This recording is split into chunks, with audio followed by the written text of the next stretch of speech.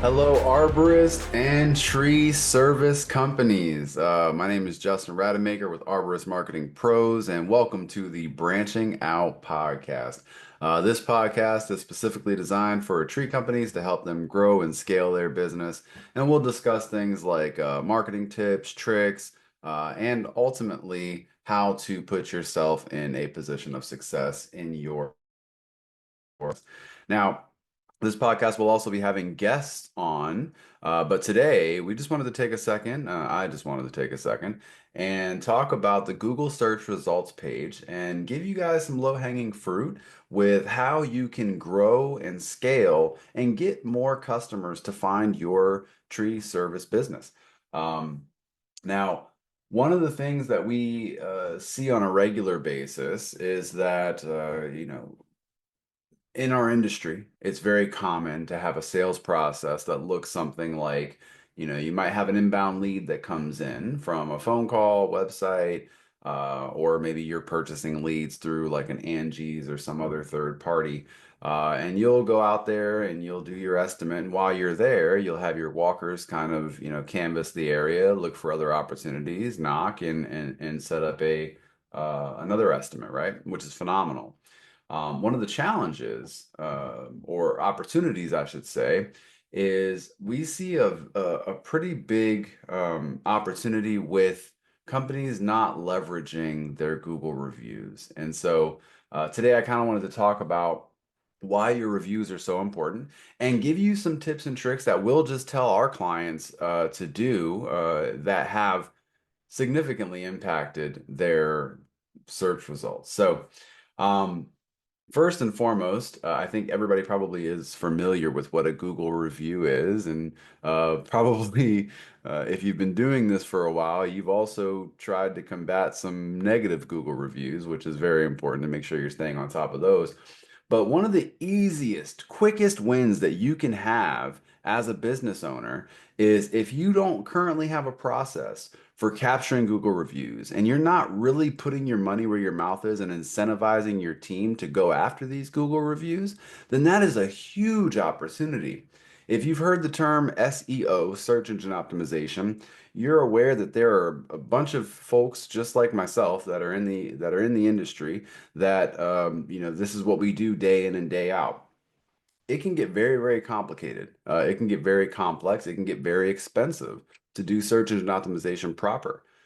Now, one of the easiest ways that you can, without hiring somebody like us, one of the easiest ways that you can get your search results to improve is simply by getting your customers to get more reviews, right? Simply by getting your customers to leave you positive 5-star reviews and mention the area and the service that they had done in the review.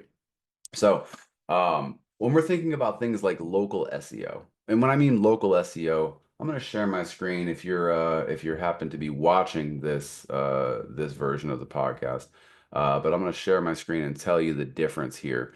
On the search results page from Google, right? I just popped in tree service near me. I live in Port Orange, Florida. It's down there in the nice, warm, sunny, right around Daytona Beach area.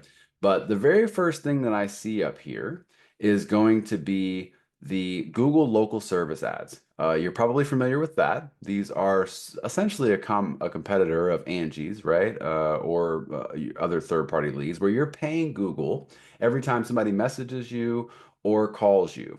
Now, to set this up, it's pretty straightforward. You have to go through a background check. Sometimes they use a company called Pinkerton to do the background checks, and they're going to check your business entity. They're going to check the owner's background and look for criminal history, things like that. So if you can pass all that and your business is on the up and up, absolutely, it can be a great lead source for you. Below that, you'll have your standard search campaign ads. This is where things can get very complicated, and you can spend a lot of money if you're not paying very close attention to this advertising modality. Now, this is one of those things where I would certainly recommend that you either have somebody on staff that is a marketer or you hire an agency to manage a search campaign because it can suck all of your time up. It certainly is a full-time position to manage a search campaign effectively, right? You can set it and forget it if you want to, but you're going to be burning some serious dollars. Now, right below that, we start talking about search engine optimization. This is where SEO comes into play. So you've probably heard this referred to standard search campaigns. You have what's referred to as either the map pack or the Google 3 pack. And so extremely powerful. I don't think anybody that's listening to this webinar underestimates the power of the local service or the local SEO. We refer to this in our industry as local. So anytime you're talking about the map pack, you're not talking about regular SEO, you're talking about local SEO. I'm going to come back to this because that's sort of the point of this podcast is really this section here. Now, below that, you have standard search engine optimization. That's when you start getting into regular organic SEO, and this is where things can get expensive to boost your rankings. But certainly, it is money and time well spent, especially if you're playing this for the long game. Because over time, what's going to happen is this is actually going to impact your local SEO. So now, why am I talking about all of these SEO and advertising and all this stuff, right? Hopefully, the theme of what you're gathering here is that there is a ton of work and a ton of opportunity to be done on the Google page. Now, if I am just a small crew that's looking to grow, maybe I hit the 1 million mark. I want to get to three. Maybe I'm at three. I want to get to five, and I don't have the budget to hire a marketing agency to manage all of this for me. What can I do, right? And that's sort of the goal of this podcast to be scrappy and do some of the marketing things yourself. And I'll tell you honestly, what's going to be the best bang for your buck and best bang for your investment. So if I am taking this seriously as a business owner and I really want to start leveraging Google to help me drive more revenue and get more jobs coming in, there are two things that I'm going to do that are going to be fairly easy wins that will have a long tail potential, right? The first thing is I'm going to go ahead and give a shot at setting up my Google local service ads. I'm going to submit the background check. I'm going to make sure I have a Google business profile, obviously. And I'm going to pick some good pictures, right? Because that's when that starts to get important. And I'm going to start asking every single customer for a 5-star review. Now, the reason that that's so important is you're going to kill two birds with one stone. By getting more reviews, you're going to start to help your local search engine optimization and improve your rankings on the map pack. If you can see here, you'll probably notice a trend where the person or the company that's in the number one spot for my search has 253 reviews at a 4.9 rating. Right below that, they have 235 reviews at a 5.0 rating. And then below that, we dip down to 107 at a 4.9. Now, Google is smart. Google is driven by AI. Google has a bunch of, they're never going to come out and tell you exactly what the math is with how to make these things rank. I can tell you with my experience that you want as close to, if not a straight 5.0 rating as possible, but you also want to have a good number of reviews because I haven't looked at this ahead of time, but I have seen examples where you may have a business that has a higher quantity of reviews, but maybe doesn't have the same level of quality of reviews, and that will reduce their rankings. The other thing to consider here is proximity, right? How close are you to the person that is searching for your business?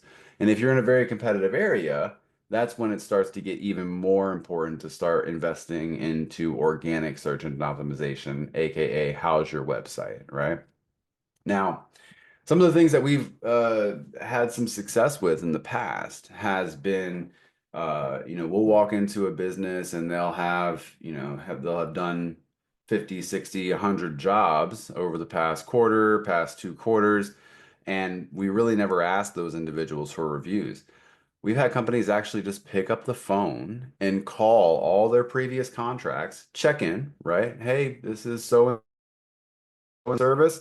We did some work for you, looks like 3 months ago. I just wanted to give you a call, check in, and see how everything went, right? They'll say, hey, everything went well. We'll say, cool. We're happy that you're happy. Will you go ahead and leave us a 5-star Google review? And if you want, I can even email you the link. What's your email address? Now, the reason I'm asking for the email address is because I want to start building out my first party. It's called first party data. I want a list, if I don't have their email already, I want a list of all of the customers that I've done business with. Because A, trees continue to grow, right? So we can go back after these people and check in with them. We could do nice things like send out holiday emails. We can market to them. But B, it also makes it easier for them to go ahead and leave you that review. So that would be step one, is if you don't have any process in place right now and you've got a stack of contracts that don't have never been asked to leave a Google review, or maybe they did and just never left one, pick up the phone and give them a call. You may spend a few hours doing this, but if you were able to get 10 or 15 Google reviews out of that, it would be time and money well spent. And of course, you could always hire somebody or use somebody that you have in the office to do those sort of things for you. The other component, like I mentioned, is building out that list, right?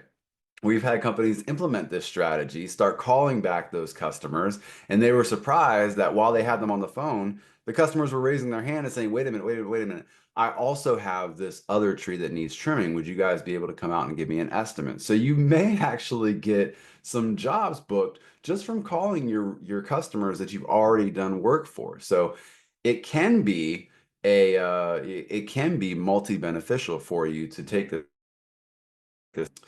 The next step to that, after you've gone through and you have, reached out to all of your somewhere, you don't want to be calling people from 3 years ago, right?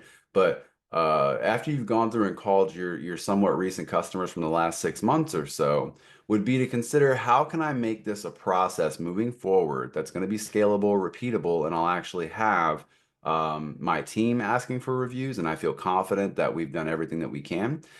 And so one of the ways that we've had companies approach this is by incentivizing their sales team. Whoever it is on your team that is shaking hands at the end of the job, collecting payment, making sure that customers satisfied, essentially, whoever that person is, incentivizing them financially to ask for a review, more specifically to get a Google review. And if you pay them 20, $50 for a Google review, over time, because time's going to pass regardless, over time, you'll start to slowly add more and more and more Google reviews. And that's how you'll get to the 200, 300, 400, 500 number of Google reviews. And I can tell you that if you're looking on Google and maybe you've never really taken this stuff seriously, and maybe you've never really been consistent with asking for Google reviews, and you might have 20 or 30 good reviews on your Google business profile, and you might look at your competitors in your area, and some of those guys might have 600 reviews, and that just seems unattainable. I will tell you that anybody that has that many reviews already has this process in place or a process similar to this.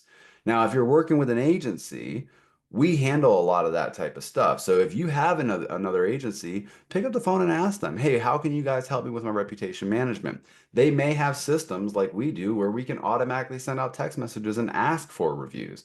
Um, so understand your resources and understand the value. Now, for regular search engine optimization, because I just don't think that it's a great use of time for a business owner to go be in the back end of their website, making website changes, writing, all those things help, but I don't think it's a good use of your time. If you're being scrappy and maybe you've got a small team and you're the person, or you've got one person that's managing all of the marketing stuff internally, these are the action items that I would absolutely take. Now, um, oftentimes I hear things about like, hey, let's run a Facebook ad. And Facebook ads are great. Just know that you've got some stiff competition on Facebook, and it's another one of those avenues where you've got to pay to play. And just because you set up the ad doesn't mean that it's going to work. Just because you give Facebook money doesn't mean that it's going to resonate. And a lot of times I do see that. We'll see, advertisements on Facebook that are like, hey, give us a call for all your tree needs. And maybe that company is spending 500, 600, 1,000. They may be getting a few leads coming in, but it's not a great return on investment, right? And marketing is all about making sure that we're capturing the most attention at the least possible cost. So I would strongly encourage you to, I mean, heck, there are some amazing books. I call me a Gary Vaynerchuk fan. He just came out with a book that's called Day Trading Attention. And really the premise of his social media strategy is the one that we participate in as well, is use organic posting. If you're going to take social media seriously, you need to invest some time, or you need to have somebody on your team that is investing time. And so, posting on a regular basis, talking daily posting at least 3 to 4 times a week in order to really get a sense of what works and what doesn't. Because if all you do is go onto Facebook, maybe you make a post every 3 months, right? And then you expect that you're going to have enough skills with social media to create a Facebook ad with some picture that you have decided is a good image and some copy meaning like the text that you have on the ad, right? Call us for a free estimate.